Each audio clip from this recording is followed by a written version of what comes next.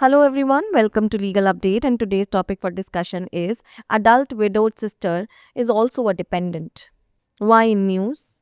Recently, the Supreme Court in the New India Assurance Company Limited versus Koga and others recommended an amendment to the Employees Compensation Act 1923 to include adult widowed sisters in the definition of dependent, addressing the exclusion of major widowed sisters from receiving compensation.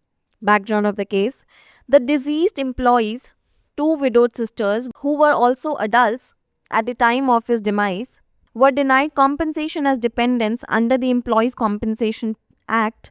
The court upheld the compensation awarded by the High Court to the widowed sisters, rejecting the appeal of New India Assurance Company Limited, which argued that adult widowed sisters do not qualify as dependents under the existing law. The current definition of dependent in Section 2, Clause 1, Clause D, Clause 3, Clause D of the Employees Compensation Act includes only minor brothers, unmarried sisters, or minor widowed sisters. The court suggested that the law should be amended to include adult widowed sisters, as referred the matter to the Law Commission of India for review. What were the core court observations? Justices Rajesh Bindal and Manmohan noted that the current definition of dependent under the Employees Compensation Act is outdated, as it excludes adult widowed sisters who may still dependent on the deceased for financial support. The court suggested that the Law Commission of India consider an amendment to the Act to include adult widowed sisters in the definition of dependents. The court declined to interfere with the High Court's ruling but left the legal question open, indicating the need for a statutory change. The court directed that the Secretary, Ministry of Law and Justice, refer the matter to Chairperson of the Law Commission for further consideration. Provisions involved are: first, Employees Compensation Act 1923, Section 2, Clause 1, Clause D, Clause 3, Clause D, which defines dependent for compensation eligibility, and second is the Hindu Marriage Act 1955, reference to changing marital norms influencing the need to update inheritance laws. It's the time for practice question. Which of the following reflect the Supreme Court's view on updating laws related to dependents? Option A, laws related to dependents should remain fixed and unchanged. Option B, the definition of dependent should include adult widowed sisters. Option C, only minor children should be considered dependents in modern law.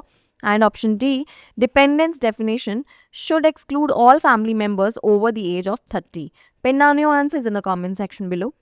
वयस्क विधवा बहन भी आश्रित है। चलिए सबसे पहले देखते हैं कि ये पूरा टॉपिक चर्चा में क्यों है। हाल ही में सुप्रीम कोर्ट ने new India assurance company limited बनाम कोग्गा एवं अन्य मामले में कर्मचारी क्षतिपूर्ति अधिनियम 1923 में संशोधन की सिफारिश की है, ताकि वयस्क विधवा बहनों को आश्रित की परिभाषा में शामिल किया जा सके तथा वयस्क विधवा बहनों को क्षतिपूर्ति प्राप्त करने से वंचित रखने की समस्या का समाधान किया जा सके। चलिए इस मामले की पृष्ठभूमि को जान लेते हैं। मृतक कर्मचारी की दो विधवा बहनों, जो उसकी मृत्यु के समय वयस्क थीं, को कर्मचारी क्षतिपूर्ति अधिनियम के तहत आश्रितों के रूप में मुआवजा देने से इनकार कर दिया गया। न्यायालय ने विधवा बहनों को उच्च न्यायालय द्वारा दिए गए मुआवजे को बरकरार रखा और new India assurance company limited की अपील को खारिज कर दिया, जिसमें तर्क दिया गया था कि वयस्क विधवा बहनें मौजूदा कानून के तहत आश्रितों के रूप में योग्य नहीं हैं। कर्मचारी क्षतिपूर्ति अधिनियम की धारा 2, उपधारा 1, पैराग्राफ डी, सब पैराग्राफ 3, आइटम डी में आश्रित की वर्तमान परिभाषा में केवल नाबालिग भाई, अविवाहित बहनें या नाबालिग विधवा बहनें शामिल हैं। न्यायालय ने सुझाव दिया कि वयस्क विधवा बहनों को शामिल करने के लिए कानून में संशोधन किया जाना चाहिए तथा मामले को समीक्षा के लिए भारतीय विधि आयोग को भेज दिया। चलिए अब जानते हैं इस मामले में न्यायालय की टिप्पणियों के बारे में। न्यायमूर्ति राजेश बिंदल और मनमोहन ने कहा कि कर्मचारी मुआवजा अधिनियम के तहत आश्रित की वर्तमान परिभाषा पुरानी हो चुकी है, क्योंकि इसमें वयस्क विधवा बहनों को शामिल नहीं किया गया है, जो अभी भी वित्तीय सहायता के लिए मृतक पर निर्भर हो सकती हैं। न्यायालय ने सुझाव दिया कि भारतीय विधि आयोग वयस्क विधवा बहनों को आश्रितों की परिभाषा में शामिल करने के लिए अधिनियम में संशोधन पर विचार करे। न्यायालय ने उच्च न्यायालय के फैसले में हस्तक्षेप करने से इनकार कर दिया, लेकिन कानूनी प्रश्न को खुला छोड़ दिया। जिससे सांविधिक परिवर्तन की आवश्यकता का संकेत मिलता है। न्यायालय ने निर्देश दिया कि विधि एवं न्याय मंत्रालय के सचिव इस मामले को आगे विचार के लिए विधि आयोग के अध्यक्ष को भेजें। चलिए अब जानते हैं इस मामले में शामिल प्रावधानों के बारे में। कर्मचारी क्षतिपूर्ति अधिनियम 1923 धारा 2 उपधारा 1 पैराग्राफ डी सब पैराग्राफ 3 आइटम डी क्षतिपूर्ति पात्रता के लिए आश्रित की परिभाषा।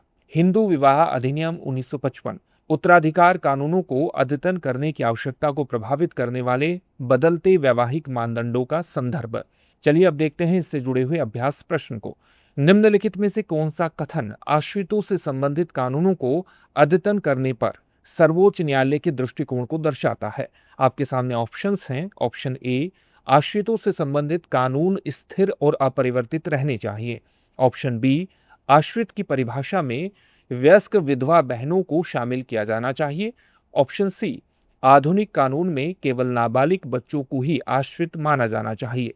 ऑप्शन डी, आश्रितों की परिभाषा में 30 वर्ष से अधिक आयु के सभी परिवार के सदस्यों को शामिल नहीं किया जाना चाहिए।